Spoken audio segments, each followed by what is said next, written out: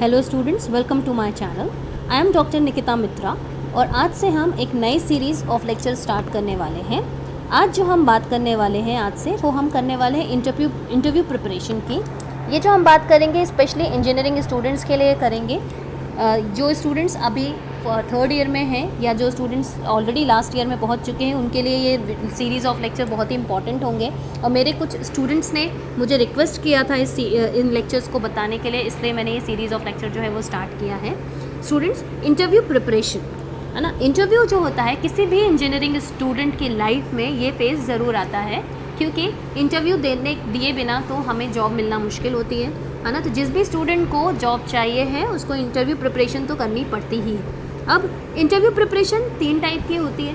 या तो आप ऑन कैंपस यानी जो आपके कॉलेज में कैंपस आ रहे हैं उसके लिए आप प्रिपरेशन करते हैं, या फिर ऑफ कैंपस ड्राइव्स में आप जाते हैं जो अलग अलग कॉलेजेस में आते हैं। कई बार जो होता है वो हमारा एक जॉब फेयर भी लगता है जिसमें आप जाते हैं, और या फिर हम वॉकिंग में जाते हैं। वॉकिंग यानी जो भी कंपनीज होती हैं वो खुद के एडवर्टाइजमेंट्स निकालती हैं, या फिर आप अप्लाई करते हैं किसी जॉब साइट के थ्रू। जैसे फ्रेशर्स वर्ल्ड हमारी एक जॉब साइट है, वैसे आप अलग अलग जॉब साइट के थ्रू ये naukri.com जैसी जॉब साइट के थ्रू आप उसमें अप्लाई करते हैं और फिर कंपनी आपको बुलाती है तो आप वॉक इन इंटरव्यू में जाते हैं, है ना। तो ये 3 टाइप की इंटरव्यू जो होते हैं वो आप फेस करते हैं। इसके अलावा बच्चों सिर्फ इंटरव्यू जो होता है, मैं कैंपस इंटरव्यू या आईटी सेक्टर कंपनी की बात नहीं कर रही हूँ, लेकिन अगर आप गवर्नमेंट सेक्टर में भी जाएंगे तो भी आपको इंटरव्यू के लिए प्रिपरेशन करनी ही पड़ती है। तो हम इंटरव्यू के लिए कैसे प्रिपरेशन करना है, हमको इंटरव्यू प्रिपरेशन कितने टाइप में, मतलब हमको क्या हमारे स्टेप्स होने चाहिए वो हम देखते हैं। ओके, तो सबसे पहले मैं आपको बता दूं कि जब भी हम इंटरव्यू प्रिपरेशन की बात करते हैं तो इंटरव्यू प्रिपरेशन में 3 मेजर स्टेप्स होते हैं। पहला तो ये होता है कि हमारा रिज्यूमे या सीवी या फिर जो हमारी प्रोफाइल होती है, मतलब आपका रिज्यूमे बनाने के लिए, जैसे आपका अगर ऑन कैंपस है, आपके कैंपस में आपको आपके ट्रेनिंग एंड प्लेसमेंट ऑफिसर्स जो होते हैं वो आपको रिज्यूमे बनाने के लिए बोलते होंगे, है ना। आपको सीवी बनाने के लिए बोला जाता होगा, या फिर उसके अलावा अगर आप किसी जॉब साइट पे डालते हैं, प्रोफाइल अपनी बनाते हैं naukri.com में या freshersworld.com में, तो आपको अपनी प्रोफाइल बनानी होती है। तो ये तीनों जो है वो एक ही कैटेगरी में आते हैं हमारे रिज्यूमे या सीवी बनाने के।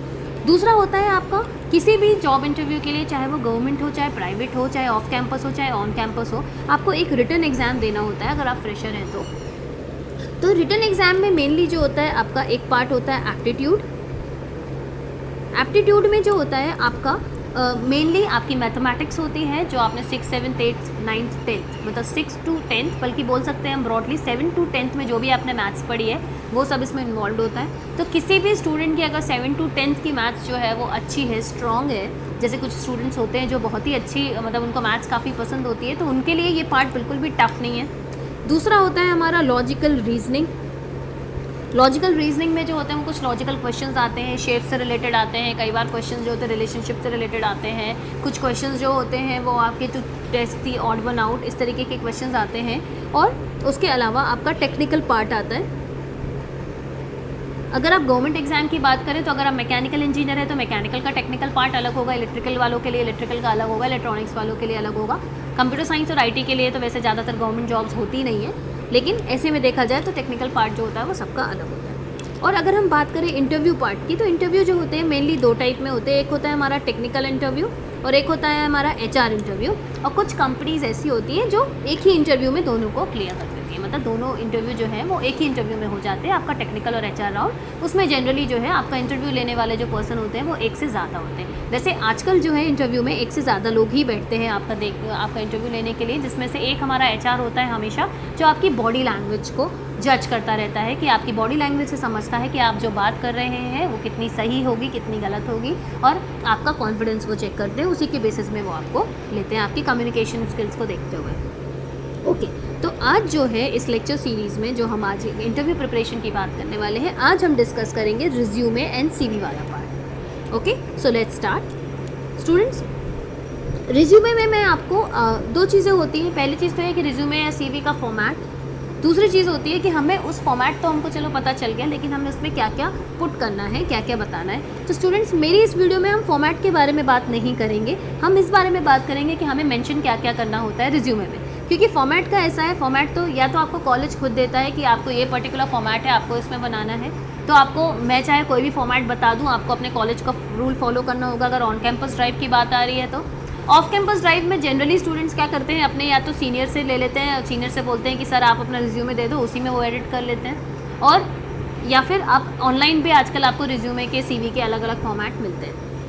तो इसमें आपको फॉर्मेट बताने के लिए ऐसा कोई पर्टिकुलर चीज़ मुझे ज़रूरत नहीं है आई थिंक, क्योंकि फॉर्मेट अलग अलग हो सकते हैं। कई बार कंपनीज़ के भी इंडिविजुअली अलग अलग फॉर्मेट होते हैं, कंपनी अपने रिज्यूमे के लिए अपने खुद के फॉर्मेट भी देती है। तो format is not that important, format आपको ईजिली मिल जाएगा ऑनलाइन या कहीं से भी, ठीक है। जो इम्पॉर्टेंट है रिज्यूमे में वो है आपका things to mention in resume और सीवी और प्रोफाइल, आपको क्या क्या मेंशन करना है।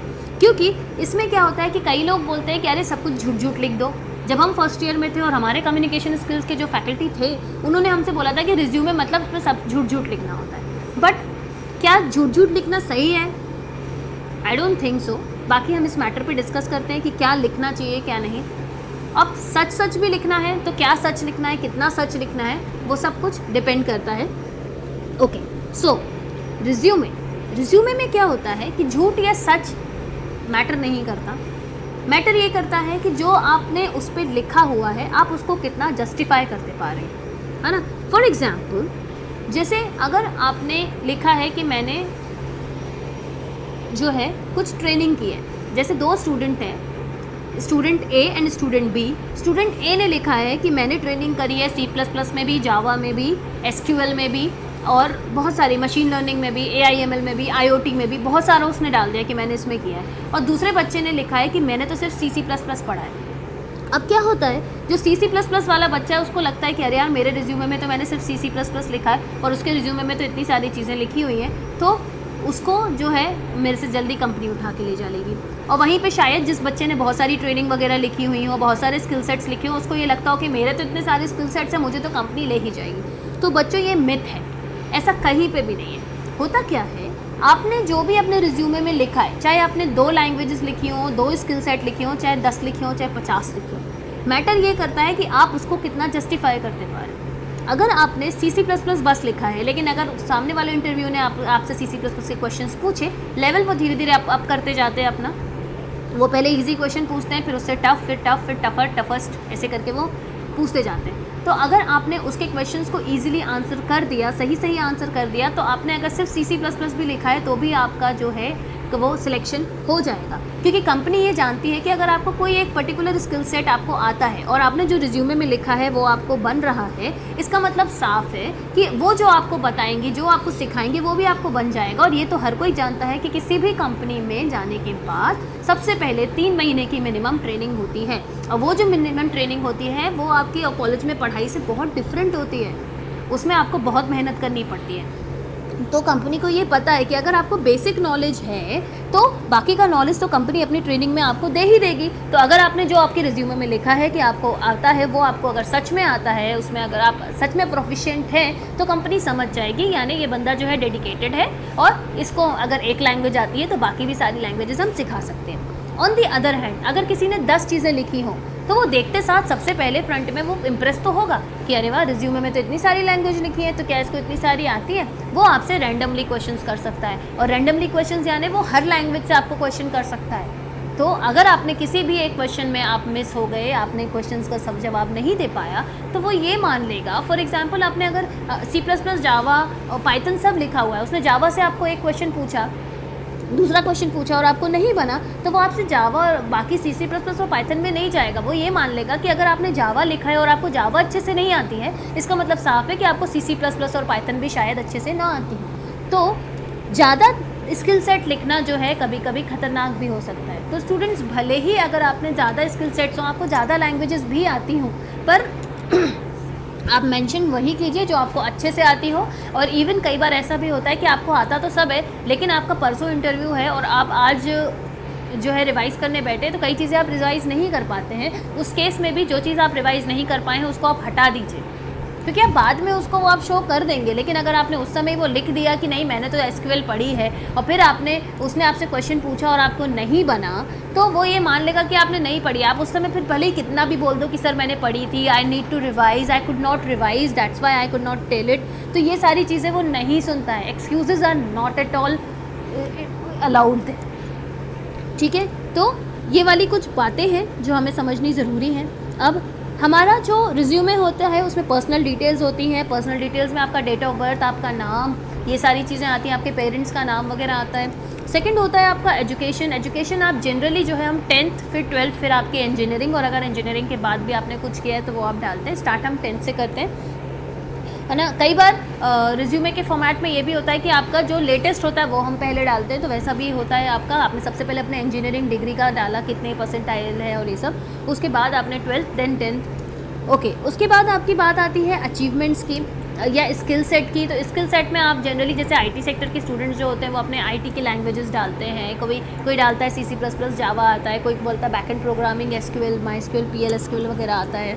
और कुछ अगर आप आईटी सेक्टर को नहीं बिलोंग करते हैं, आप मैकेनिकल, इलेक्ट्रिकल, इलेक्ट्रॉनिक्स वगैरह के स्टूडेंट हैं, तो आप वहाँ पे अपने सब्जेक्ट्स डालते हैं। जैसे इलेक्ट्रॉनिक्स स्टूडेंट बोल सकते हैं कि मुझे IoT आता है, या मुझे डिजिटल सिग्नल प्रोसेसिंग आता है, या मैटलैब आता है। आप ऐसी सारी चीज़ें उसमें डाल सकते हैं। बट यहाँ पे वही बात आती है कि आपने जो भी डाला है, बच्चों, ज़रूरी नहीं है कि आपने स्किल्स, अगर आपको बोला है तो आपको ढेर सारे स्किल्स लिखने हैं। आप भले ही 2 ही स्किल्स लिखो, पर उस स्किल में आपको सच में आना चाहिए, ठीक है। सेकंड थिंग, आपकी हॉबीज़ हो चाहे आपके फेवरेट सब्जेक्ट हो, आपको ये भी स्पेशली सोच समझ के लिखना है कि आप जस्टिफाई कर पाओ। ऐसा नहीं कि आपने लिख दिया कि my hobbies are reading books, और आपसे फिर उसने आपसे पूछ लिया कि आपने लास्ट टाइम कौन सी बुक पढ़ी थी, तो आप बोलो कि मैंने तो 4 महीने पहले बुक पढ़ी थी। अरे बाबा, अगर आपकी हॉबी है, हॉबी इज़ समथिंग जो आप जनरली करते रहते हो, आपको थोड़ा भी फ्री टाइम मिलता है तो आप अपना हॉबी को करते हो, तो इसीलिए आपको जस्टिफाई करते आना चाहिए। भाई, अगर आपने बोला रीडिंग बुक्स, तो आपको बुक्स के बारे में पता होना चाहिए, भले ही आपने ना पढ़ी हो लेटेस्ट कोई भी बुक, लेकिन आपको उसके बारे में पता होना चाहिए। अगर वो आपसे पूछ रहा है कि किस टाइप की बुक्स आप पढ़ना पसंद करते हो, आप बोलते हो मुझे नॉवल पसंद है या फिर मुझे टेक्निकल बुक्स पढ़ना पसंद है, तो आपको पता होना चाहिए टेक्निकल बुक्स के बारे में, नॉवल के बारे में। ऐसा ना हो कि आपने बोला मुझे नॉवल पढ़ना पसंद है या फिर मुझे रोमांटिक नॉवल पढ़ना पसंद है, और उसने किसी अच्छे ऑथर का नाम बोला और आपको पता ही ना हो। इसलिए आपको ये सारे नॉलेज होना पसंद है। अगर आपने बोला मुझे प्लेइंग क्रिकेट पसंद है या फुटबॉल पसंद है, तो आपको क्रिकेट और फुटबॉल प्लेयर्स के बारे में पता होना चाहिए, कौन सी जो आपकी कंट्री है, कौन सी कप किसने जीता है, कौन सा अवार्ड किसको मिला है, ये सारी चीज़ें आपको पता होनी चाहिए। मतलब आपकी हॉबी जो भी है आप डालते हैं, तो उसमें आप जस्टिफाई कर पाना चाहिए कि आपकी हॉबी के लिए आप सच में सीरियस हैं। क्योंकि देखिए, हॉबी इज़ समथिंग जो इंसान तब करता है, मज़े के लिए करता है, जो उसको मज़ा आता है जो करने में। लेकिन अगर आप अपना मज़ा भी अच्छे से नहीं कर रहे हो, तो आप काम क्या अच्छे से करोगे। इसलिए आपको हॉबी में भी ध्यान देना है कि आप जो भी हॉबी लिखें।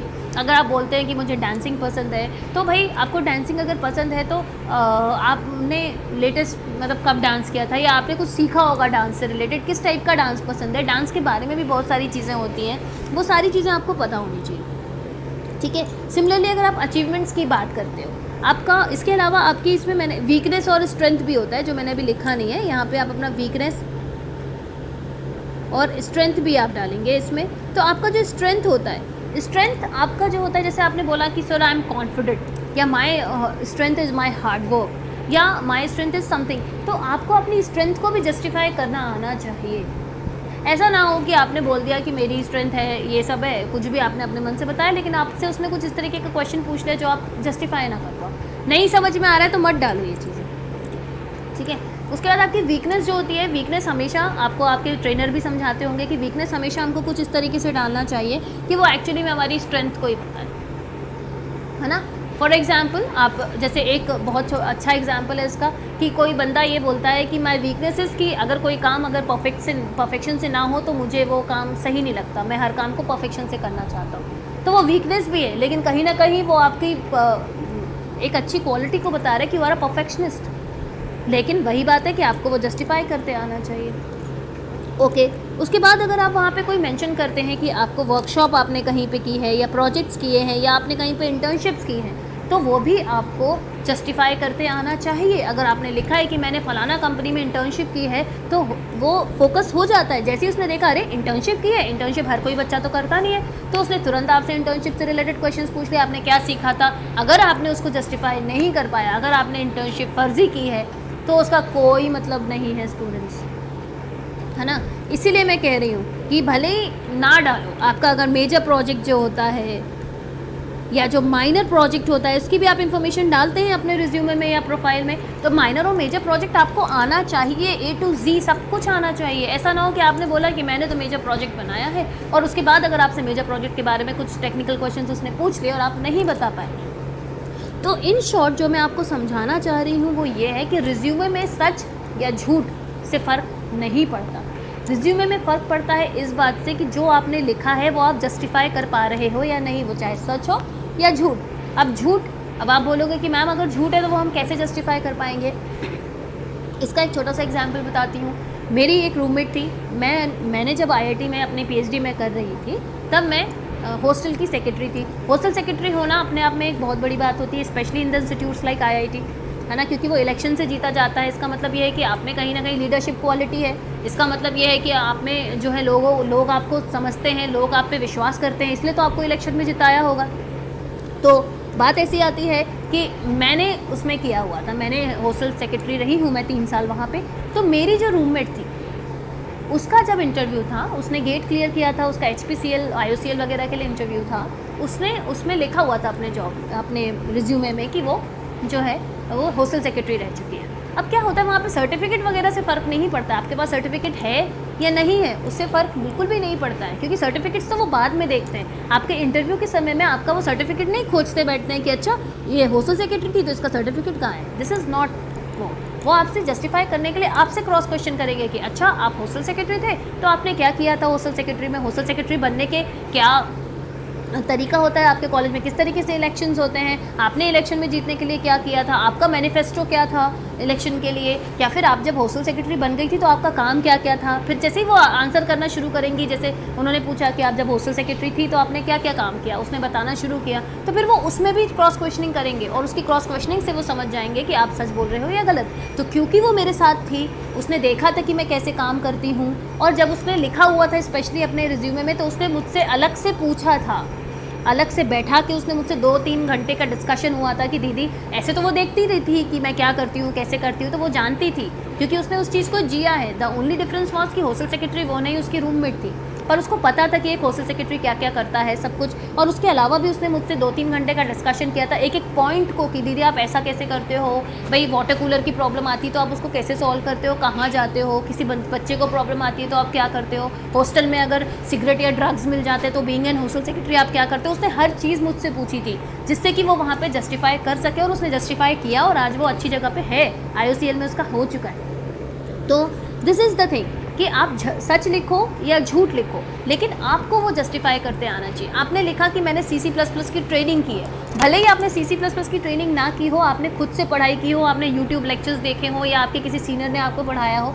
लेकिन अगर आप उसको जस्टिफाई कर पाते हो तो वो मैटर करता है। भले और अगर आपके बाजू वाला एक शख्स है जिसने मतलब सर्टिफिकेशन कर रखे हैं, जावा में सर्टिफिकेशन कर रखे हैं, SQL में और बहुत सारी फलाना हर जगह पे सर्टिफिकेशन कर रखे हैं, उसके पास सर्टिफिकेट्स हैं, लेकिन अगर वो जस्टिफाई नहीं कर पा रहा है, सेकंड से थर्ड क्वेश्चन में गया इंटरव्यूअर और वो वहाँ पे अटक गया, वो नहीं कर पाया आंसर इंटरव्यूअर के क्वेश्चंस को, तो उसके लाख सर्टिफिकेट्स हों उसके पास, उसका कोई मतलब नहीं होता, है ना। तो इन शॉर्ट आपको रिज्यूमे में बच्चों वही सारी चीज़ें लिखनी है जो आप जस्टिफाई कर सकें, चाहे आप 10 पॉइंट लिखें, चाहे आप 20 पॉइंट लिखें, चाहे 50 पॉइंट लिखें, बट मैटर वही करता है कि आप कितने पॉइंट्स जस्टिफाई कर पाते हैं। तो बात उसी चीज़ की हो जाती है कि आप जितना शॉर्ट एंड सिंपल अपना रिज्यूमे रखेंगे, स्पेशली जब आप फ्रेशर्स हो, तो आपको वही चीज़ें लिखनी है जो आप अच्छे से जस्टिफाई कर पाएँ, है ना। एक्सपीरियंस तो आपका होता नहीं है अभी, है ना, फिर भी आप अपने एक्सपीरियंस अलग अलग जगह पे बता सकते हो कि मैंने ऐसा किया है, मैंने वर्कशॉप्स ऑर्गेनाइज करवाई हैं, मैं क्लास का CR था।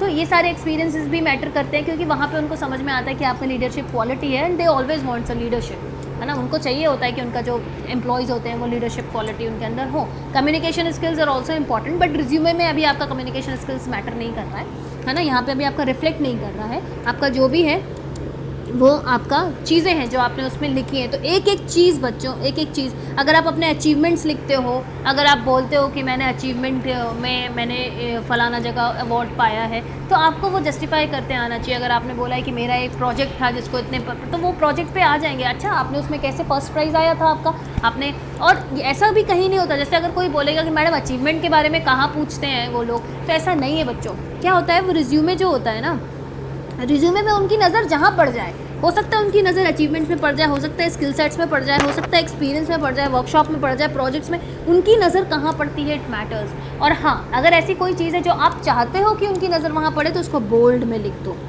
या उसको 2-3 जगह पे मेंशन कर दो। हो सकता है एक नहीं तो दूसरी जगह पे उनका नज़र वहाँ पे पड़ ही जाए। दूसरी चीज़ मैं आपको बता दूँ कि जो लोग ऑन कैंपस में जाते हैं उसमें रिज्यूमे में ज़्यादा फ़र्क नहीं पड़ता है, क्योंकि जनरली ऑन कैंपस में तो जो एलिजिबल है, जो भी कंपनी का एलिजिबिलिटी क्राइटेरिया है, वो एलिजिबिलिटी क्राइटेरिया अगर आप फुलफ़िल कर रहे हो तो आपको रिटन एग्ज़ाम होता है। रिटन में अगर आप क्लियर कर गए तो आपका कैंपस हो जाता है। उसमें वो ज़्यादातर रिज्यूमे में नहीं जाते हैं, मतलब 90% ऑफ टाइम्स वो रिज्यूमे नहीं देखते हैं आपका, लेकिन फिर भी रिज्यूमे अगर आप बना रहे हो तो आप इसी वे में बनाएंगे जो मैंने आपको बोला है ना। ऑफ कैंपस और वॉकिंग्स के लिए तो ये बहुत ही इंपॉर्टेंट पॉइंट है। रिज्यूमे आपका ऑफ कैंपस और वॉकिंग्स के लिए बहुत ज़्यादा इंपॉर्टेंट होता है, क्योंकि उनके पास वही एक तरीका होता है आपको वो करने का, है ना। वॉकिंग्स में ये ज़रूर हो सकता है कि वॉकिंग्स में आपको अपना रिज्यूमे बहुत अच्छा बनाना होता हो, क्योंकि ये है कि वॉकिंग्स में आपका सबसे पहला इंप्रेशन आपका रिज्यूमे ही देखता है। अगर आपके रिज्यूमे में और बाजू वाले के रिज्यूमे में जो है आपके पॉइंट्स कम है, उसके ज़्यादा हैं, तो वो पहले उसको इंटरव्यू में बुलाएंगे। भले ही बाद में उसको ना बने तो उसको रिजेक्ट कर दें, बट उसके आने के चांसेस ज़्यादा हो जाते हैं। तो वही बात है कि वॉकिंग्स के लिए आपका रिज्यूमे पैटर्न थोड़ा सा डिफरेंट हो जाएगा। आपको उसमें अपने पॉइंट्स जो हैं वो ज़्यादा अच्छे से लिखने होंगे, ज़्यादा बढ़ा के लिखने पड़ेंगे, लेकिन अल्टीमेटली आपको उसको जस्टिफाई करना ही पड़ेगा। वॉकिंग्स कंपैरेटिवली ऑन कैंपस और ऑफ कैंपस के कंपैरिजन अगर हम करें तो वॉकिंग्स से जॉब लेना होता है थोड़ा सा मुश्किल। इसलिए मैं आप लोगों को सजेस्ट करूँगी कि आपको चाहे कितने भी पैकेज की जॉब मिल रही हो, आप पैकेज में ना जाएं। कई बच्चे होते हैं, अरे इतने कम पैकेज में तो मैं जॉब ही ना करूं। बच्चों, मेरा ये बता दूं मैं आपको कि जब तक आपके पास जॉब नहीं है ना, तब तक आपको जो मिल रहा है पहले आप वो लो। तो आप मिलने से पहले कैसे रिजेक्ट कर सकते हो किसी भी चीज़ को, है ना। एक कहावत है, भिखारी को भीख जितनी मिली ठीक। फिलहाल आपकी कंडीशन वही है, आपके पास अभी कुछ नहीं है, तो आपको अभी जो मिल रहा है पहले आप उसको ले लो। जो भी अपॉर्चुनिटी मिल रही है आप उसको पहले ग्रैब कर लो, उसके बाद फिर बाद में हम देखेंगे ना। अगर हमको 4 लाख की नौकरी मिल रही है, 6 लाख की नौकरी मिल रही है और 8 लाख की, आप तीनों में इंटरव्यू में बैठो ना। जब तीनों मिल जाएंगी तब आप डिसाइड करो कि आप 8 लाख वाली लोगे। अभी आपको नौकरी मिल ही नहीं रही है और फिर 4 लाख वाले का आपका आ रहा है इंटरव्यू, कैंपस आ रहा है और आप बोलो अरे 4 लाख से आजकल होता क्या है, 4 लाख की नौकरी मैं नहीं करने वाला हूँ। तो भाई अभी आपको कौन सी 8 लाख की मिल गई, पहले 4 के लायक तो बनो, पहले आप खुद को तो देखो। आप उसको रिजेक्ट कर रहे हो, आपको पता है कि आप उसके लायक हो भी नहीं हो या नहीं, इसलिए पहले आप उसकी इंटरव्यू दो, आप उसका रिज्यूमे वगैरह डालो, इंटरव्यू दो, और जब सिलेक्शन हो जाता है तब आप डिसाइड करो कि आपको जाना है या नहीं। उसके पहले तो आप डिसाइड करने वाले कोई होते ही नहीं हो, है ना। तो ये सारे कुछ पॉइंट्स हैं जो आप लोगों को याद रखने की ज़रूरत है जब आप पढ़ रहे हैं, आप अपना रिज्यूमे बना रहे हैं इंटरव्यू के लिए। तो प्लीज़ आई होप आपको आज का जो मेरा लेक्चर है, जो रिज्यूमे पे मैंने दिया है, वो आपको पसंद आया होगा। और आगे के लेक्चर्स के लिए आप मेरा चैनल सब्सक्राइब कर लें, और अगर पसंद आया हो तो लाइक करें और प्लीज़ शेयर करें। Thank you.